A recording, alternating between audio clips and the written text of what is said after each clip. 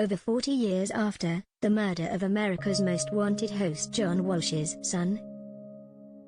An FBI agent has revealed a terrifying link to serial killer Jeffrey Dahmer. The retired FBI agent, Neil Patel, claimed that police messed up in an investigation of Adam Walsh, who was 6 years old when he was kidnapped and murdered. In an interview with Radar Online, Patel said that local cops were too focused on another perp, Otis Toole, who was a convicted serial killer who lived near the mall where Adam vanished. Police agencies are like the military when they have a mindset, Patel said. However, there was evidence linking Dahmer to Adam's case. This interview comes just over a week after the release of Monster, the Jeffrey Dahmer story, on Netflix, which tells the heinous story of the serial killer's life. Adam was abducted in a Sears department store at the Hollywood Mall in Florida in July of 1981. Witnesses said they saw a man matching Dahmer's description stalking Adam at the mall before he was taken. Dahmer, who was originally from Milwaukee, Wisconsin, lived nearby in Miami Beach after serving in the military.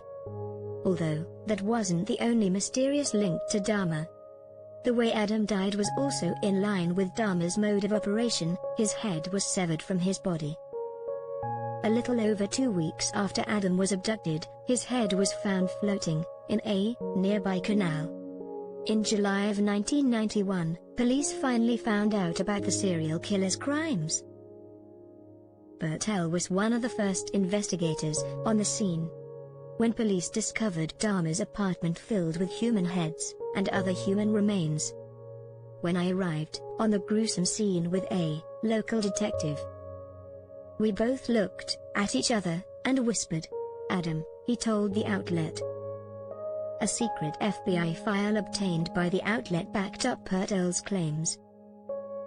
The decapitation and disposal of the torso of Adam Walsh is again the type of behavior that Dahmer continued to exhibit in Milwaukee with his victims, the document confirmed. Jeffrey Dahmer closely matches the description of the person who abducted this young child. However, Dahmer publicly denied any involvement in Adam's murder, and the cops eventually stopped looking at him as a suspect. Justice was finally served. Dahmer was sentenced to life in prison for torturing, killing, and often eating at least 16 young men and boys in February 1992. In a 1992 interview with ABC 12, Dahmer said, "I've told you everything, how I killed them, how I cooked them, who I ate. Why wouldn't I tell you if I did it to someone else?"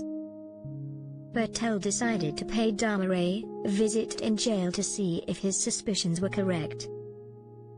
He said if he did admit to it, he would be killed in prison as a pedophile, Patel said. "My impression was he was admitting he did it." However, another inmate did kill Dahmer, beating him to death in November of 1994. Justice was finally served, Patel said. The journey's over. In 2008, the cops announced that they concluded that Toole was the one who murdered Adam. That year John Walsh said he was convinced that Toole did it as well. "The not knowing has been a torture. The journey's over," he told Action News Jax. "A lot of horrible memories in this police department looking for that little boy. Now I think it's only fitting that it ends here, in this police department." Toole confessed to the killing, however, he then recanted his statement and died in prison in 1996. While he was in prison he confessed to the murder several times. But the cops didn't believe him since he had a reputation for trying to take credit for murders that he had nothing to do with.